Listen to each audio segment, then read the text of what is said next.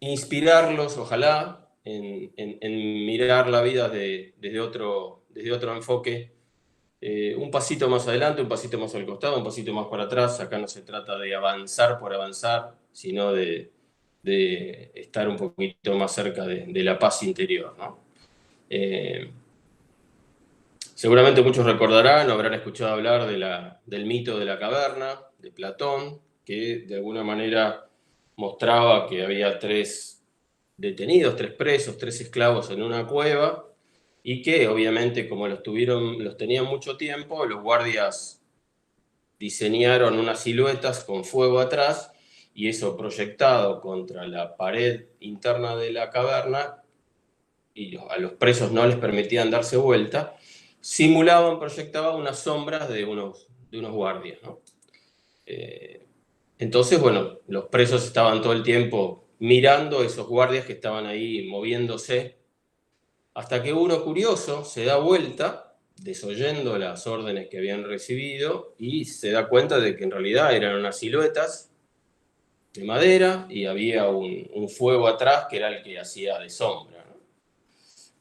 Con lo cual ahí aparece una primera mirada, nunca mejor dicho que mirada, que tiene que ver con el observar o el percibir, ¿no?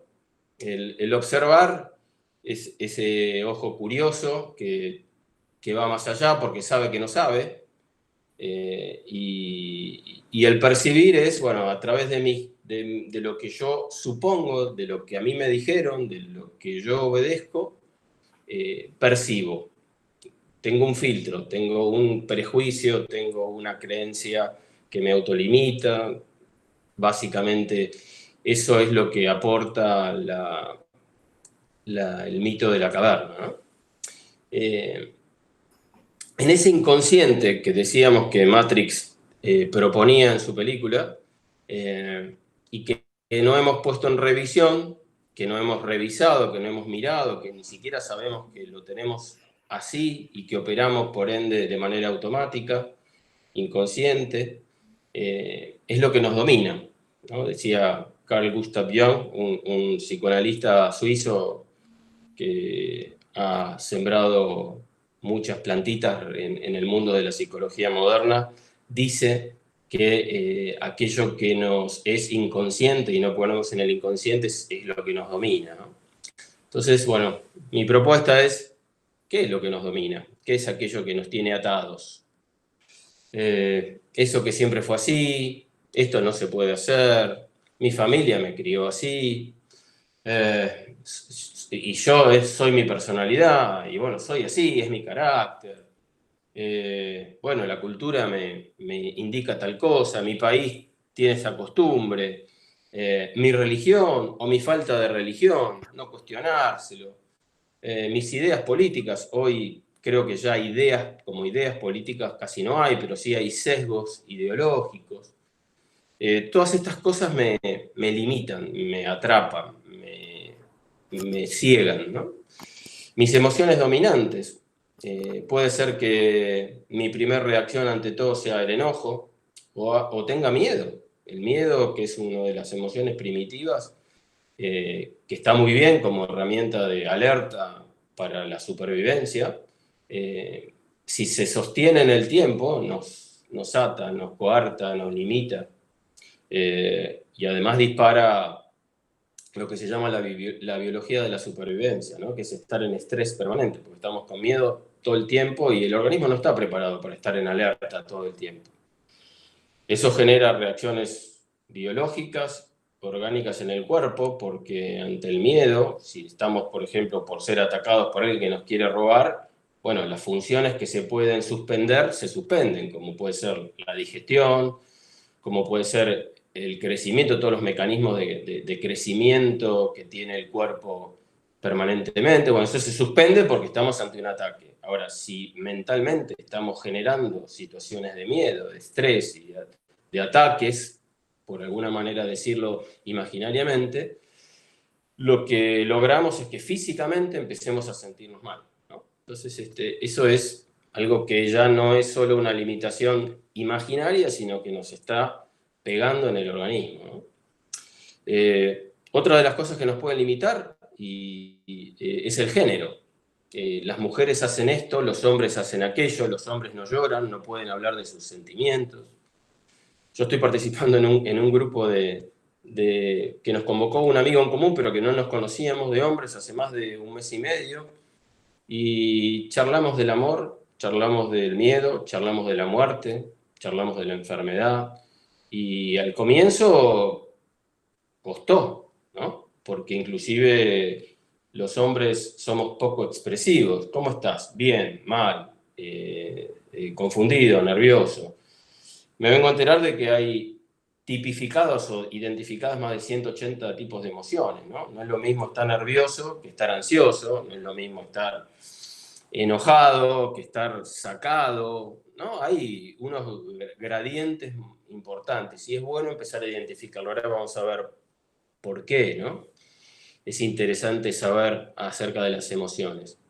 Eh, el sistema, ¿no? Muchos hablan del sistema, el patriarcado, el matriarcado, la democracia, el capitalismo, todos son creaciones, todos son en definitiva significados que nuestra mente va creando y las vamos comprando, vamos como incorporando de manera inconsciente, esto es lo que decía al comienzo, significados enlatados, como significados en conserva, y los ponemos en una cajita y los usamos cuando los necesitamos.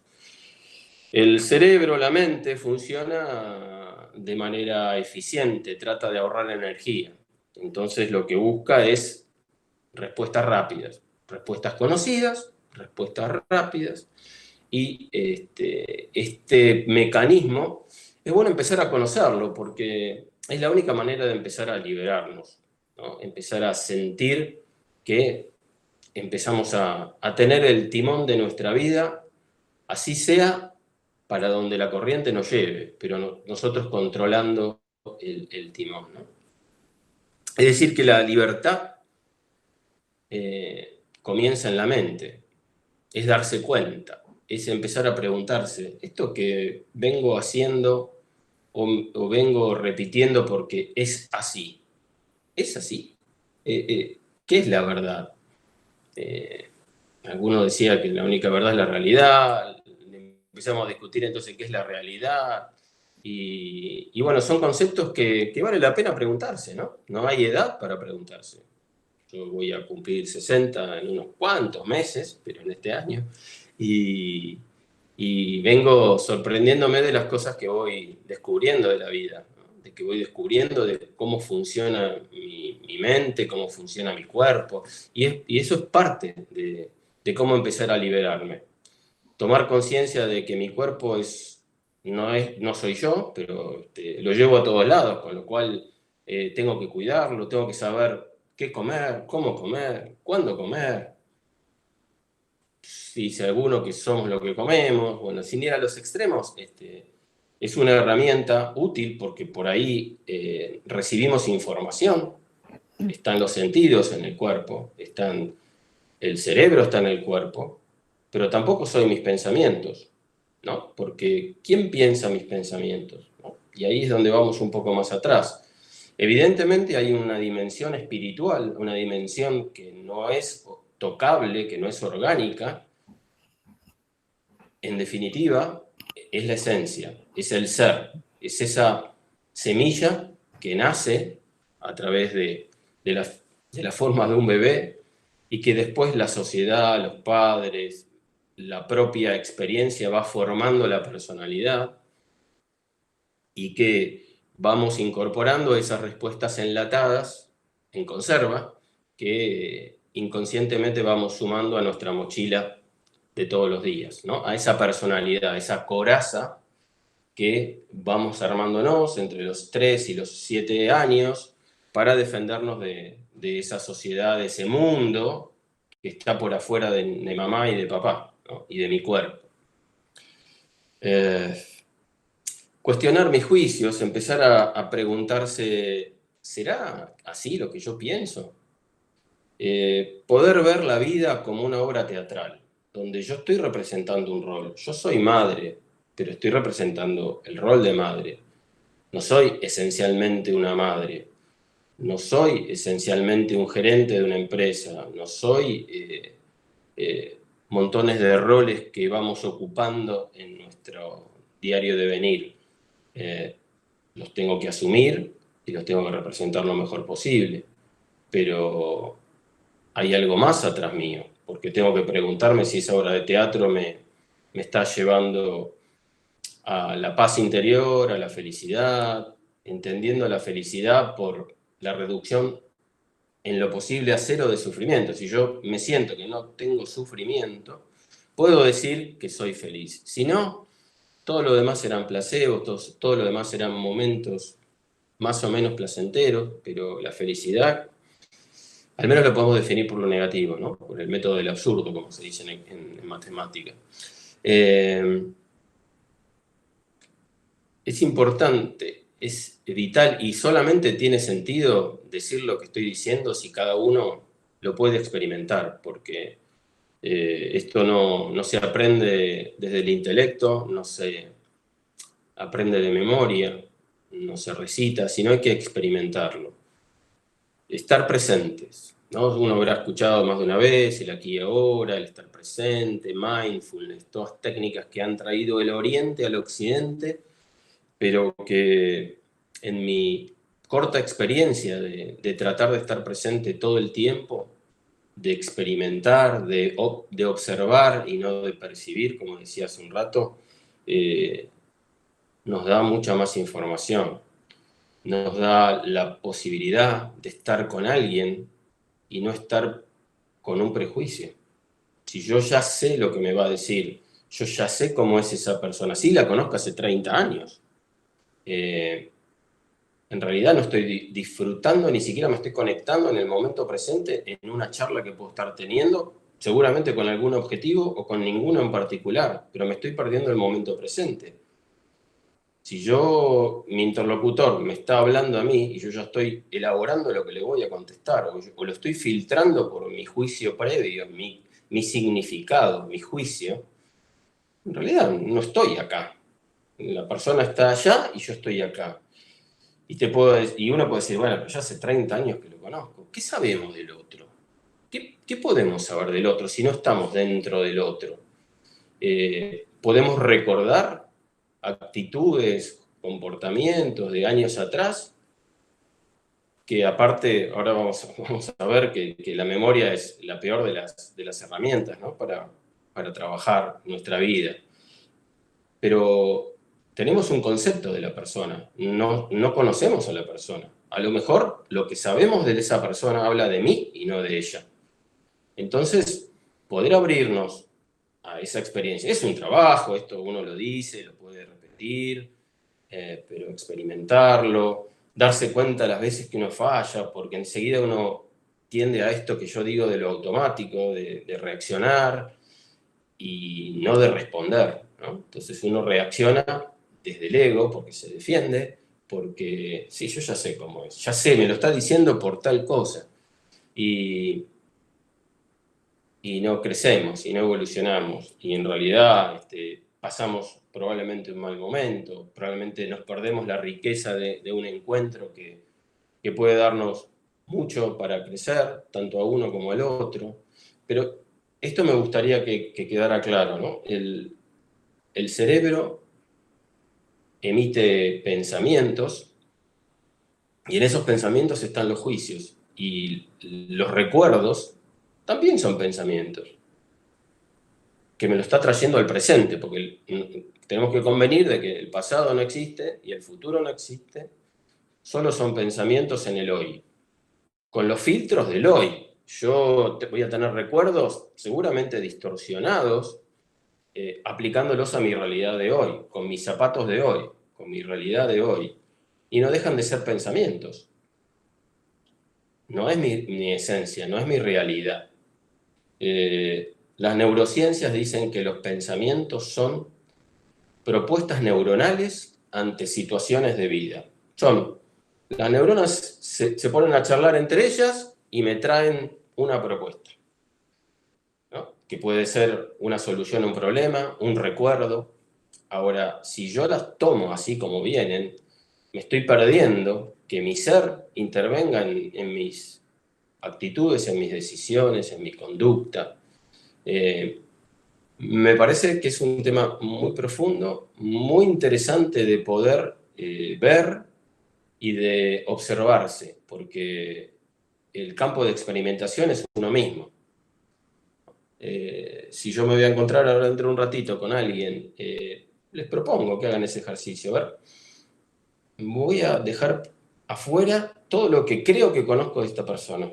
A ver qué me va a decir, cómo escucho su tono de voz, qué me dice su cuerpo, su lenguaje corporal. A ver si descubro algo nuevo. A ver si en realidad la persona que yo creo conocer no es tan así. O al menos ahora no es tan así. En este momento no es tan así. Esas son las experiencias de vida que en realidad son las que valen la pena. Porque cuando uno empieza a experimentar, deja de creer para empezar a saber. Uno cree sobre aquello que no ve,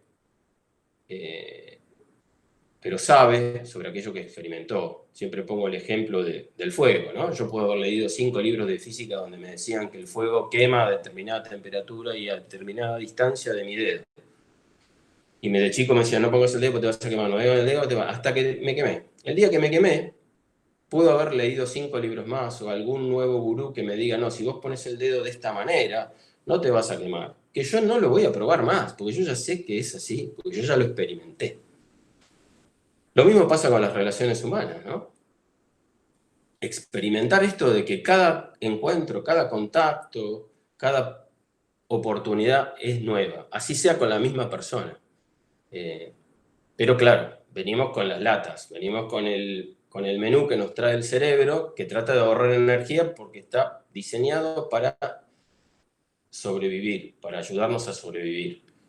Pero no nos ayuda para la vida. Es una herramienta que lo único que hace es manejar lógica. Eh, su única materia prima es la coherencia, busca coherencia. Si esto es así, entonces es así. ¿Por qué? Porque voy al archivo, voy a la memoria y traigo que en una ocasión similar la solución fue aquella. Cuando miramos el cielo, a los 10 minutos 15 de mirar nubes, no estamos tratando de identificar qué forma tiene la nube. El cerebro busca patrones, busca identificación, busca coherencia, busca ahorrar caminos.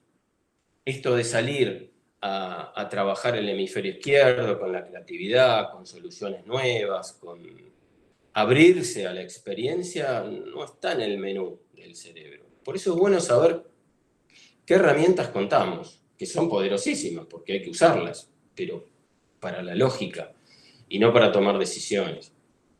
Y la memoria es otra herramienta. No podemos usar la memoria para gestionar nuestra vida. Y eso, de vuelta, es todo un desafío, ¿eh? Acá, lejos de querer pontificar o de decir que esta es la solución, es propuesta, en pequeños experimentos que yo voy haciendo en mi vida, voy encontrando que por ahí va la cosa y por eso me animo a compartirlo. Pero es un trabajo, es una gimnasia. Y vuelvo al tema, ¿no? Si la memoria me trae que yo ya sé quién es tal persona, si yo ya sé cómo va a terminar tal situación, me estoy perdiendo la oportunidad de encontrar una solución diferente, de ser creativos abriéndome.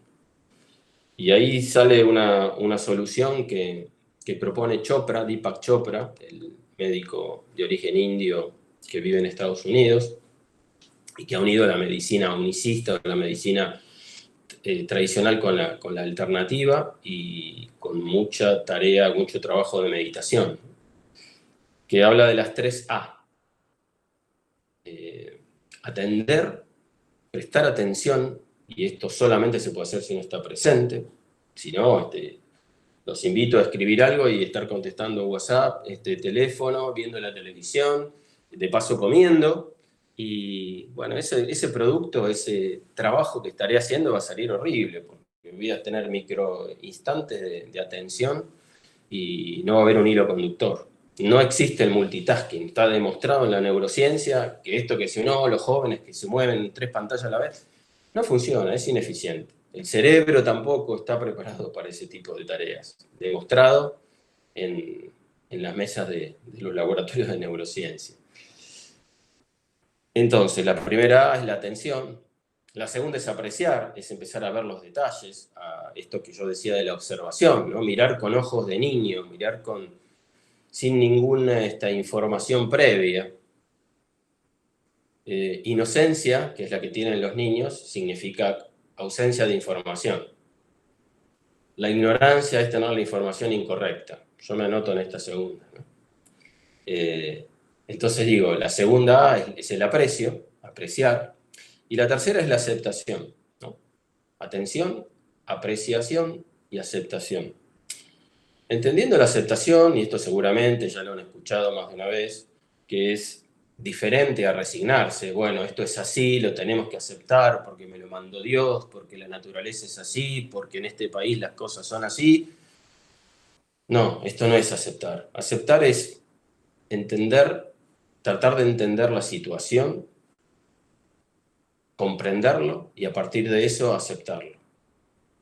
Para poder cambiarlo probablemente, pero primero lo tengo que aceptar, porque si yo me niego, me enojo, discuto con la situación, no la estoy aceptando y tampoco voy a poder lograr una solución que me permita a mí en definitiva lograr esa paz interior que viene a través de esta aceptación y de esta tranquilidad interior, ¿no? Esto de empezar, y esto es algo que también experimento y lucho mucho con el tema, que es que nuestra vida deje de ser reacción para empezar a ser respuesta. Empezar a dejar de estímulo-respuesta, a empezar a pensar qué voy a responder, qué voy a actuar o qué no voy a hacer. Y una herramienta que utilizo con mucha de la gente, que muchos de ustedes saben que yo estoy trabajando en mentoría, una vocación o una pasión o un propósito de vida que empecé hace menos de 2 años. Digo, yo estoy imaginándome un libro que diga del Excel a la esencia, ¿no? Vengo de mi vida corporativa que no he abandonado, pero que le he incorporado esta actividad y que me nutre de mucha experiencia y me hace muy bien a mí, porque ante cada persona que yo atiendo me planteo un desafío hacia mí y me estoy viendo a mí. Y esto es lo que estoy viendo como enfoque, ¿no? No estoy tratando de darle soluciones a la gente, sino que la gente las encuentre. Y en ese encontrar soluciones, me voy encontrando soluciones a mí. Uno va creciendo con la experiencia del otro. Utilizo una herramienta para el conocimiento y empezar a dejar de reaccionar, para empezar a responder, que se llama el eneagrama. El eneagrama, que tengo por ahí la figura, para brevemente contarles a algunos de ustedes que todavía no lo saben, son 9 tipos de personalidad que los maestros sufíes de más de 2000 años de antigüedad en la vieja Afganistán, Babilonia, ya utilizaban e identifican 9 miedos preponderantes que tiene el ser humano y que se va formando en esa infancia que decía hace un rato que termina forjando la personalidad. Uno puede decir, bueno, pero tan simple es entender la personalidad del ser humano. En realidad hay un montón de matices en eso, pero hay un núcleo predominante que cada personalidad encuentra e identifica en esta herramienta. Identifica un miedo preponderante y por eso mi personalidad se fue armando de determinada manera.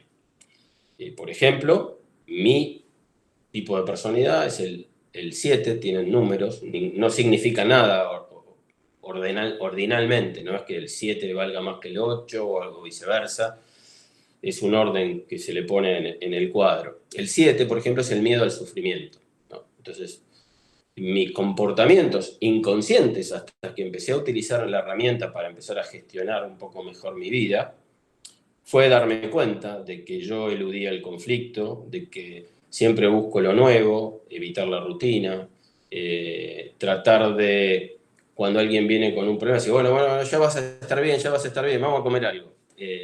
Probar siempre comidas nuevas, viajar y viajar y viajar y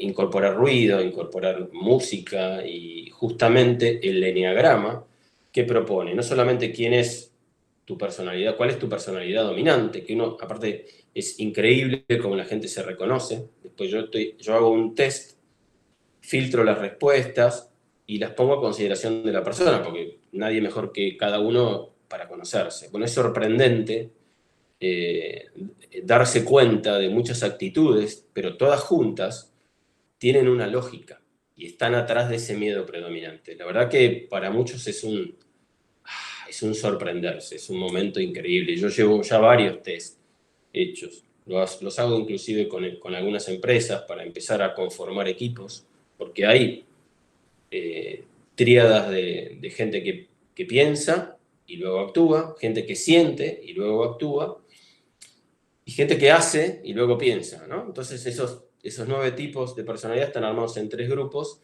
con esos perfiles. Pero me dice el eneatipo también hacia dónde yo tengo que mirar un poco para estar mejor, para estar equilibrado. Entonces no es solo una foto de dónde estoy, sino me propone un mapa para saber cómo lograr ese equilibrio, cómo empezar a responder. Entonces me dice, tenés que centrarte en el 5 y las actitudes del 5 son el silencio, el entrar en mayor profundidad de detalles, pero ojo, porque cuando te descentras te vas al 1. Y el 1 es predominantemente la ira, el enojo, el echarle la culpa al otro, el juzgar o prejuzgar al otro. Entonces, cuando yo empiezo a encontrarme en alguna de estas actitudes, o en el 5 o en el 1 que me pongo loco, ahí ya estoy empezando a manejar el consciente, ¿no? Entonces, ese tipo de herramientas sirven para empezar a gestionar esto que yo llamo salir del Matrix, ¿no? Empezar a dejarme llevar por quien soy, primero porque no me conozco, en la medida que me empiezo a conocer, empiezo a gestionar un poco mejor esas reacciones automáticas, para empezar a responder. ¿Qué otras cosas se pueden hacer para estar un poco más libre si el libre albedrío existe? Esto de observarse, tratar de separarse un poco y mirar cómo estoy reaccionando, cómo estoy pensando, que me vienen los pensamientos, pero ¿quién piensa mis pensamientos? ¿De dónde vienen esos pensamientos? Y hay una medida para saber si mis pensamientos son útiles o no, porque no hay ni buenos ni malos. Hay toda una teoría de empezar a los pensamientos negativos o ponerle los positivos, pero eso es una lucha de resistencia y bueno, también en neurociencia está estudiado que si uno le presta atención a algo, aunque sea para pelearse con él, para rechazarlo, y hay toda una teoría, por ejemplo, de las adicciones, ¿no? Que, concentrarle el foco en las adicciones, lo que genera que el cerebro esté todo el tiempo abocado a ese tipo de mirada, ¿no? A estar pendiente de la adicción. Con los pensamientos negativos pasa lo mismo. Si yo le pongo el positivo, bueno, voy generando una lucha que no estaba y estoy todo el tiempo diciéndole al cerebro, ocúpense de esto, ocúpense de esto. Entonces, separarse y mirar, tratar de ver si es útil un pensamiento o no, y solo lo puedo saber si empiezo a prestar atención a mis emociones. Y esto es lo que yo quería decir también como una segunda propuesta, un segundo enfoque de importancia, mirar los pensamientos, pero mirar atrás qué pasa con mis emociones, qué generan estos pensamientos, ¿no? Y permitirme que las emociones vengan, que las pueda trascender, que no las eluda, no las tape, no las emparche, no las duerma, porque las emociones no se van, las emociones van tomando cuerpo, van creciendo, me despiertan a la noche, estoy tomando el desayuno y me aparece el monstruo. Una de las herramientas que he utilizado con una de las personas es corporizarla, ponerle un nombre, ponerle un color en ese miedo predominante que aparece. ¿Y saben qué? Empieza a separarse de formar parte de mi mochila, a empezar a mirarlo adelante. Entonces, ya cuando el miedo viene, ya lo estoy identificando. Eh, y si estoy triste, que te dicen, bueno, no llores, déjalo, déjalo que aflore. Dicen por ahí que las lágrimas son el destilado de las emociones, ¿no? Entonces, es un recurso tan lindo como para limpiar, como para que corra, que fluya, y mirar, y sí, estoy triste, y déjame, estoy triste. No soy la tristeza, estoy triste. No me domina, pero la estoy pasando. Porque la emoción, también la etimología nos da mucha información, significa movimiento, movere, emoción.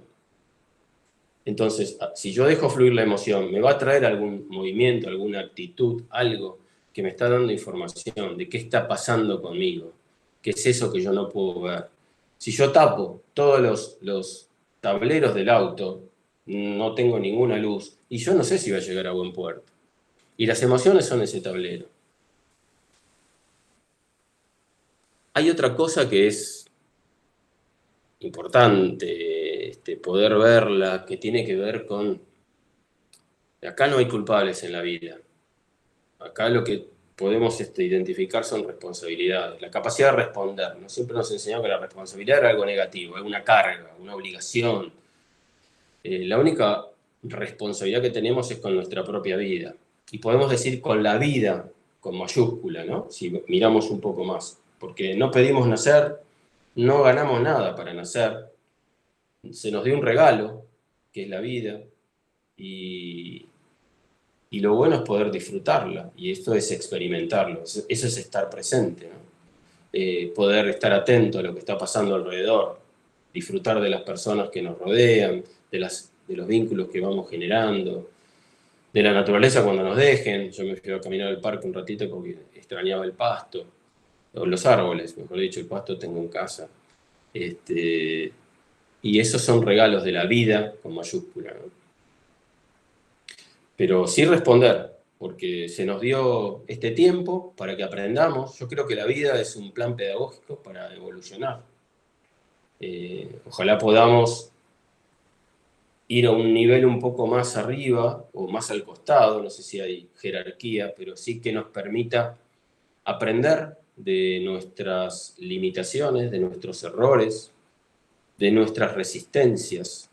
Lo que no aceptamos es aquello que nos limita, lo que no terminamos entendiendo es aquello que nos vuelve a aparecer en la vida para que aprendamos de una vez por todas que por ahí no va, que por allá tenemos que ir, pero como decía al comienzo, cada uno tiene su timing, cada uno tiene su tiempo, no hay uno más evolucionado que otro, si no caemos en dejar de hablar del ego y la esencia para empezar a hablar del ego espiritual, ¿no?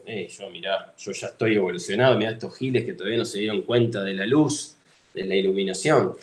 No es así, cada uno tiene su tiempo, por algo cada uno tuvo su historia personal y debe nutrirse de esas semillas que la historia personal fue dándoles para poder incorporar, evolucionar, avanzar, como crecer en el campo de nuestra conciencia, ¿no? De ampliar un poco nuestro foco, nuestra mirada.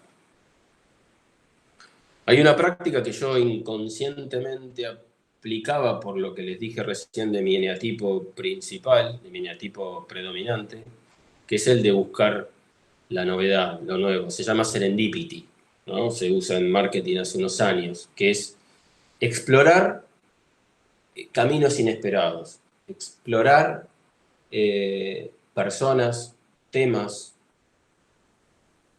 fuentes que probablemente en otra situación jamás lo tocaríamos, abrazar la diversidad, porque ahí es donde voy a encontrar la novedad, ahí es donde voy a encontrar respuestas nuevas, ahí es donde probablemente yo incorpore una visión distinta. Si yo siempre me estoy nutriendo de lo mismo, siempre hablo de lo mismo, siempre veo TN, siempre leo La Nación y Clarín y siempre me estoy nutriendo de los que opinan de la manera que yo ya sé y aparte inconscientemente es lo que quiero escuchar. La verdad no voy a incorporar nunca nada diferente. Nunca voy a poder sorprenderme con una situación nueva. de encontrar un grupo con gente nueva, de animarme a salir a, a nada, a estos foros que aparecen y charlar y prenderse, hacer grupos de deporte con gente que no conocemos, que nos puede unir un interés común. Eso es nutrirse, esto es ampliar nuestro foco de atención. Eso es exponerte a algo inesperado. Si no, voy a estar adentro de un tupper y igual voy a estar sintiéndome que estoy preso, pero en el territorio conocido. Ya no hablemos de zona de confort, ¿no? Eso es serendipity. Y para eso tenemos que estar abiertos a que la experiencia fluya, ¿no? Volvimos a las 3A: atención, aprecio y aceptación. Entonces, no juzgar. Yo ya sé cómo es este porque ya mirá cómo está vestido, mirá lo que va a decir porque viene de tal barrio, de tal colegio o de tal experiencia política X. Escuchar, abrir los ojos, abrir los oídos. Eso también en nuestra propia vida. Yo me encontré al principio de la pandemia habiéndome comprado un libro de física cuántica, pero la física hasta con fórmulas, y estuve un mes leyéndolo en algo que, la verdad, yo ya había pasado por el colegio y me fascinó y me abrió un horizonte nuevo que bueno, obviamente que uno lo veía escuchado y esto de la cuántica, el salto cuántico, la mecánica cuántica, versus la física tradicional y demás, pero entenderla del todo. No. Entonces, bueno, ir a la fuente, un libro básico para poder entender. Y así como eso, podemos tener infinidad de ejercicios para hacer. Y nunca es tarde, ¿no? Tengo a mi tía que me está escuchando ahí con 90, y sé que también le gusta experimentar con cosas nuevas y ver cosas nuevas para ampliar, porque en la sorpresa, en la gimnasia mental uno se renueva constantemente y sobre todo uno se va ampliando la conciencia, ¿no? Me quedaría con esto, me quedaría con los pensamientos son una propuesta neuronal ante una situación de vida. No es un juicio, no es algo que sea una verdad. No nos dejemos dirigir por la mente.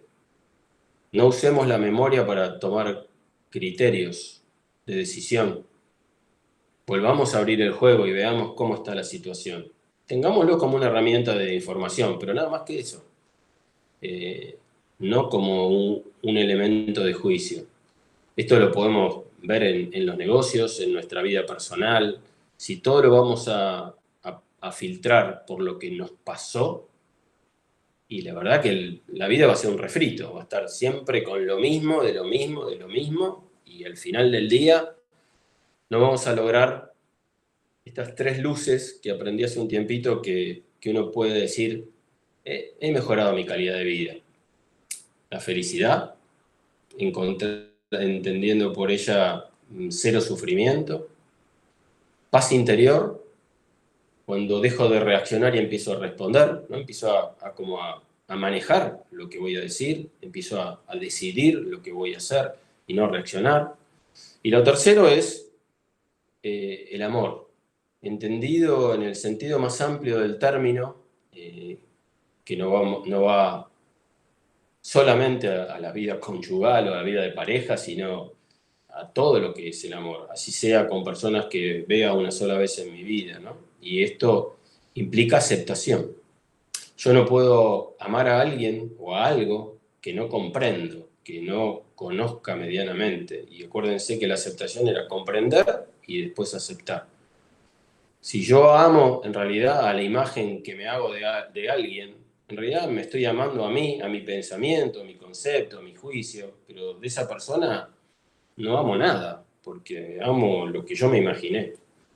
Imagínense que toda mi vida hubiera estado dirigida por imágenes, por pensamientos, y toda esa película proyectada en la pantalla de la mente dirigió mi vida.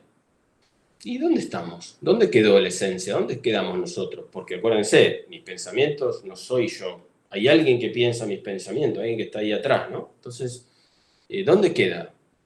la esencia? ¿Dónde queda esa semilla que como ser único e irrepetible fue gestada y que como bebé y como niño se fueron incorporando comportamientos llamados personalidad, ¿no? ¿Dónde quedó esa semilla? ¿Dónde quedó la esencia? ¿Para qué vinimos a la vida?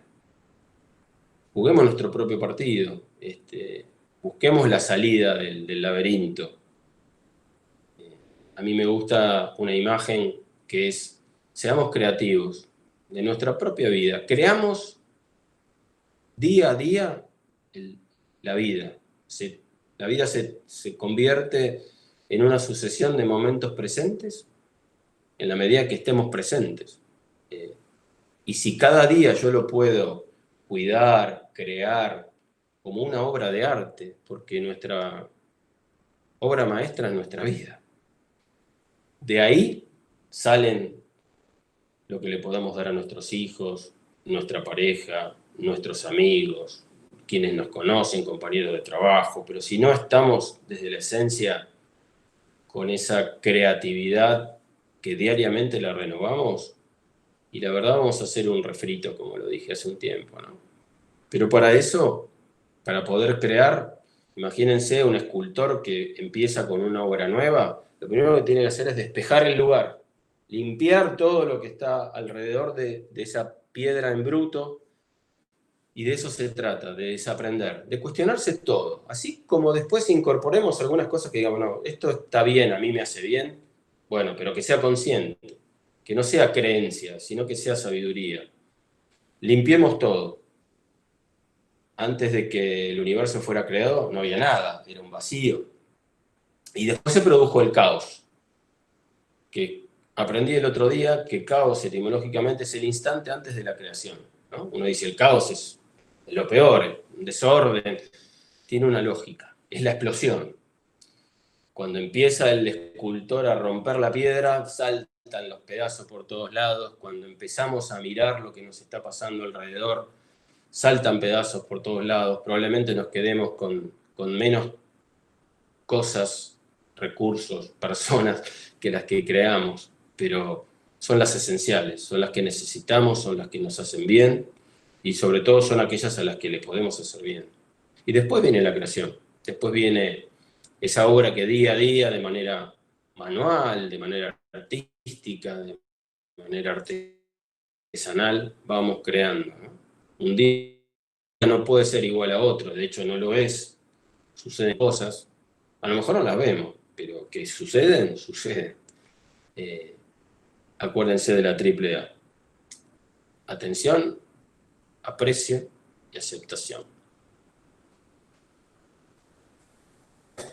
Ojalá les haya dado alguna llave, alguna cuestión que los ayude a pensar, los ayude a mirarse y la verdad, yo sigo aprendiendo y sigo experimentando, porque esa es la manera de aprender, experimentando.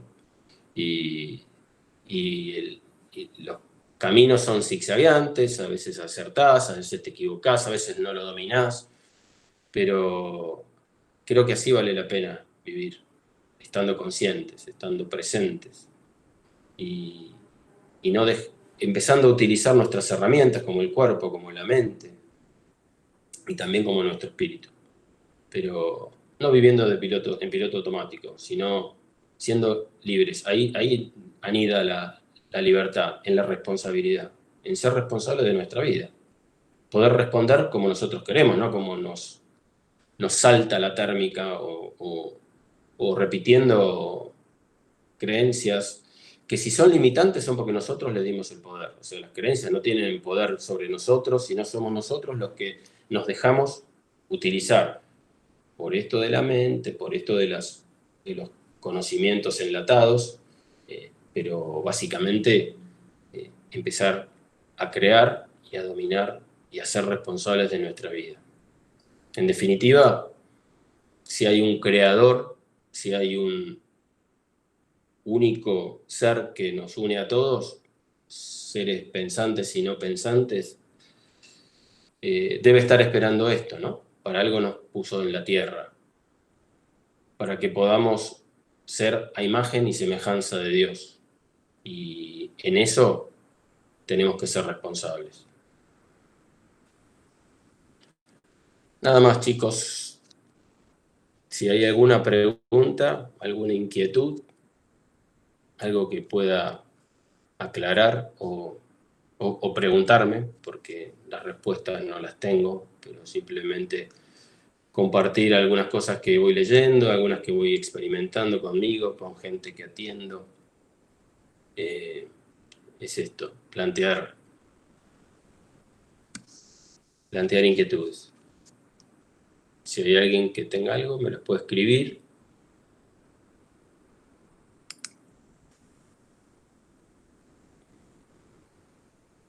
Si no vieron la película Matrix, se las recomiendo. Si hay alguno todavía que no la vio, les recomiendo que la vean porque es muy, muy interesante ese planteo de que hay algo más que lo que vemos, hay algo más de lo que nos dijeron. Y no es un tema conspirativo simplemente, sino es nuestra propia mente la que nos puede llevar a engaño, nos puede llevar a conectar. Como dice por ahí Marga, ¿no? Esto de estar presente. Es una tarea. Cuando me estoy distrayendo, volver al foco. Estar presente significa inclusive no comprarse los pensamientos que vienen apareciendo, porque ahí yo me estoy distrayendo del presente, no estoy mirando, no estoy experimentando. Es una tarea. Es una tarea. Y la meditación ayuda mucho a esto. En ese momento yo estoy solamente mirando el silencio. Estoy observando cómo pasan los pensamientos, como las nubes en el cielo, y las dejo pasar y no me peleo con los pensamientos. Los dejo pasar porque aparecen naturalmente. Y esto del silencio nos da mucha información, porque ahí es donde empieza a aflorar la voz interior. La voz del alma, le dicen algunos. Pero bueno, es una tarea. Claro que es una tarea vivir.